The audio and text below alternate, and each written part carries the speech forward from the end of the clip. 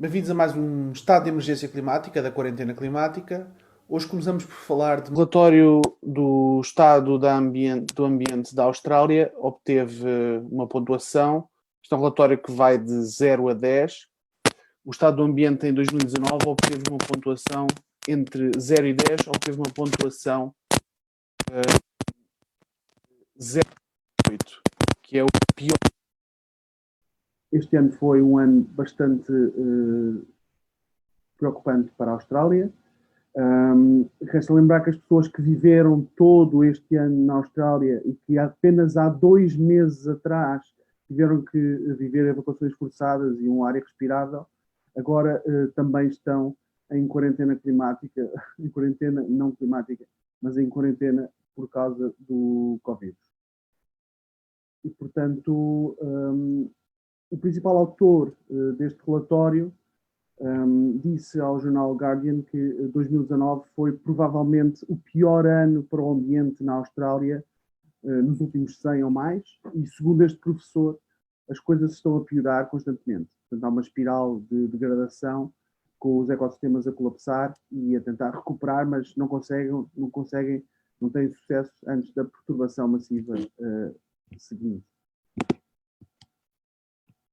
Foram analisados vários indicadores para esta situação da Austrália: inundações, caudais dos rios, crescimento da vegetação, qualidade das folhas, proteção dos solos, coberto das árvores e número de dias quentes.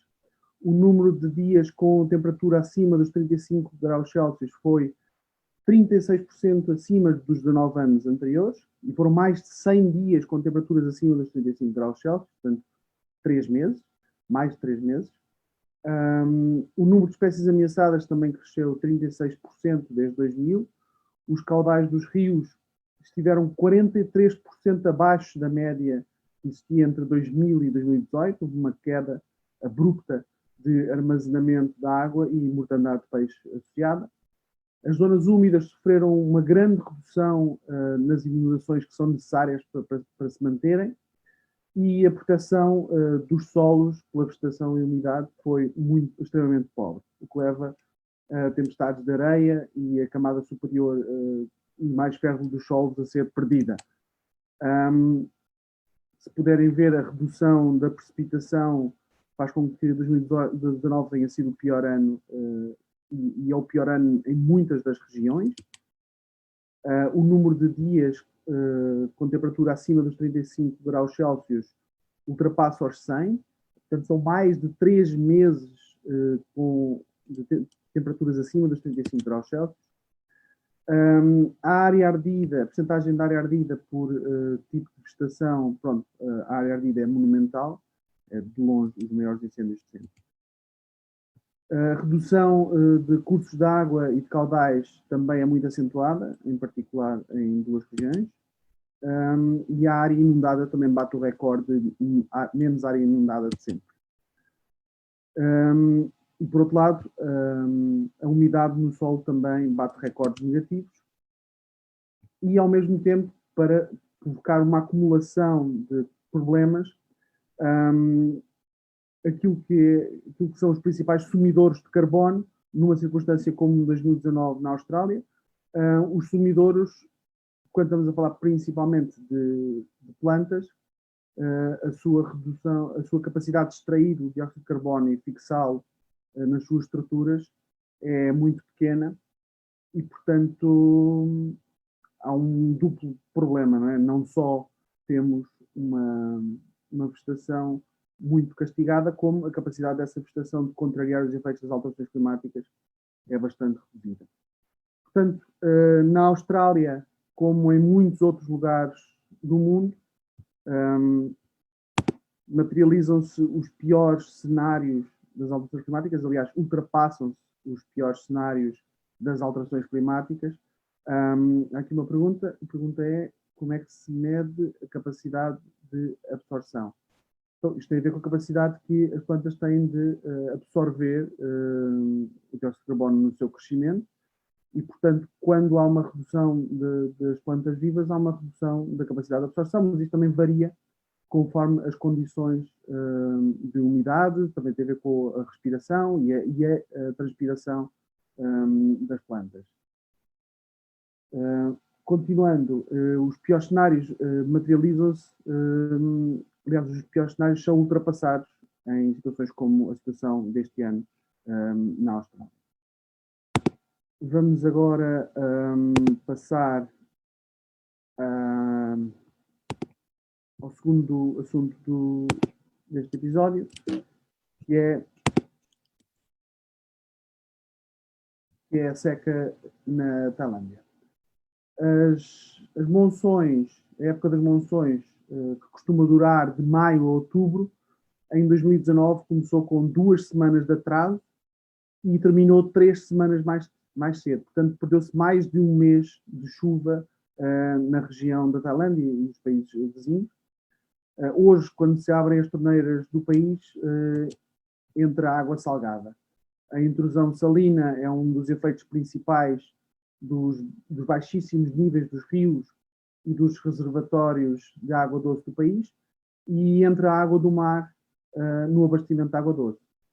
Portanto, a seca que está neste momento a ocorrer na Tailândia é a pior das últimas 4 décadas, e nós temos falado nos últimos episódios também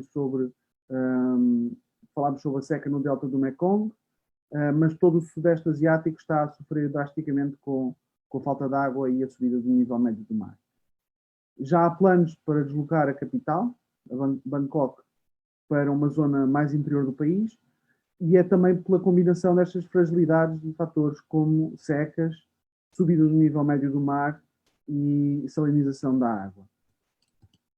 Esta falta de água, que também é afetada pela sucessão de barragens nos principais rios da região, está a ter fortes impactos na agricultura e principalmente na produção de arroz. E a Tailândia é o segundo maior exportador mundial de arroz. Além de haver falta de água para a produção de eletricidade nas barragens, as zonas mais baixas são aquelas mais afetadas, e há um binómio catastrófico entre falta de água e água salgada, que é imprópria quer para uso agrícola, quer para consumo humano e animal.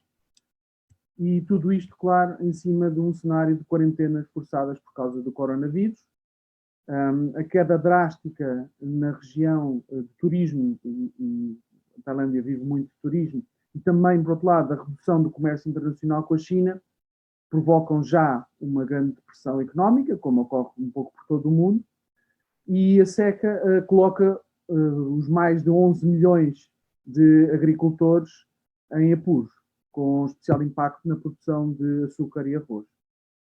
Os agricultores estão a tentar reduzir a utilização da água, mas isso é muito difícil em culturas como o arroz.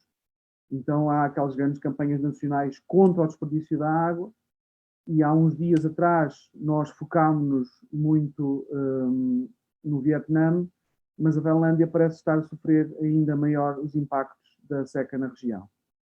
Está a haver um esforço para transportar água das zonas úmidas para as zonas secas, mas não há uma infraestrutura para isso, e nesse sentido, dificilmente este esforço vai surtir grande efeito no curto prazo. Uma coisa que seguramente poderia surtir efeito no curto prazo era abrir as barragens a montante.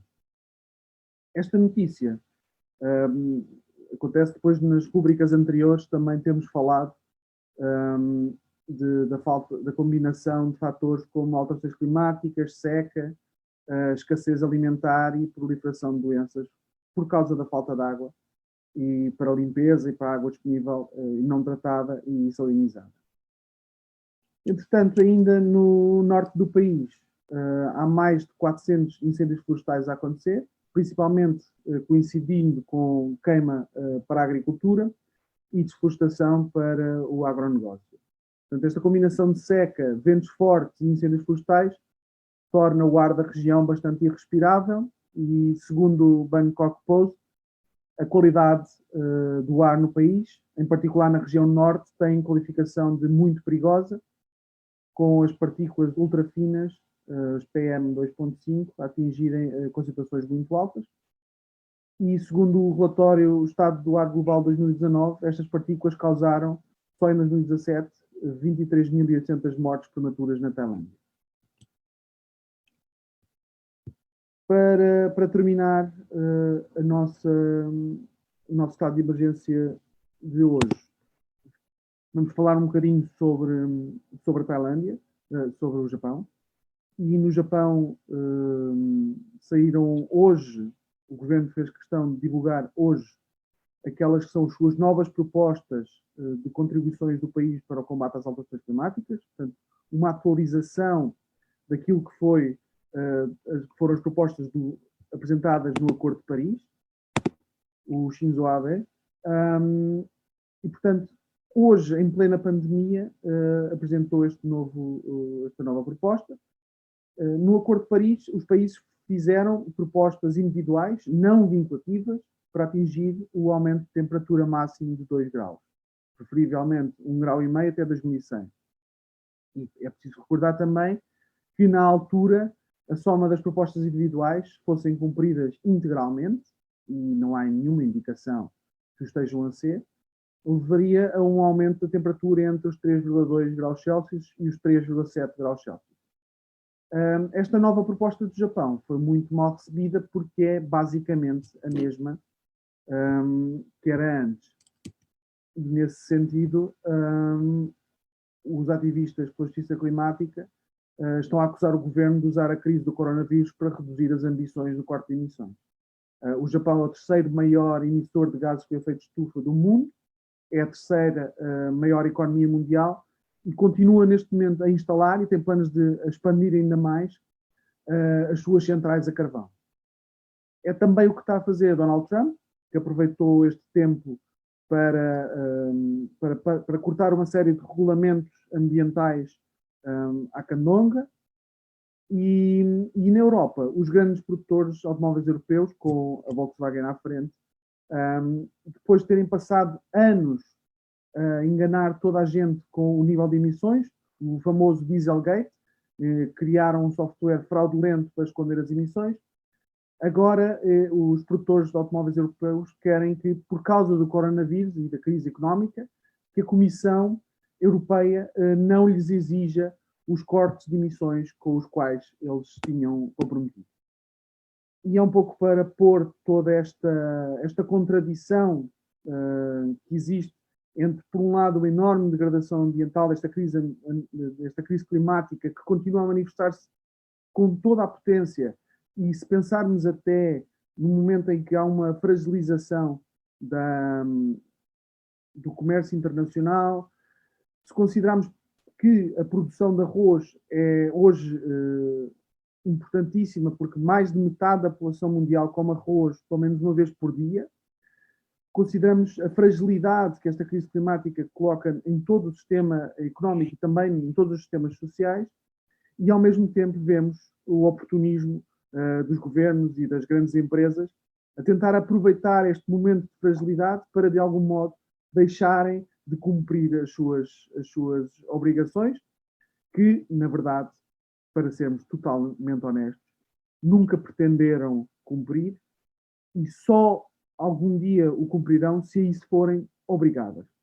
E obrigadas só podem ser pela mobilização social que, de facto, produza uma modificação fundamental na maneira como hoje se produz.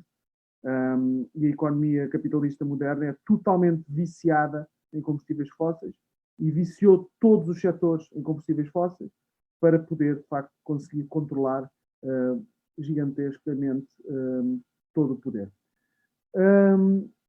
O Fernando fala sobre fissão nuclear, plasma. Eu queria só dizer que a fissão nuclear ainda é, por enquanto, uma ideia bastante longínqua. Variam as estimativas de quando é que tal poderia ser viável.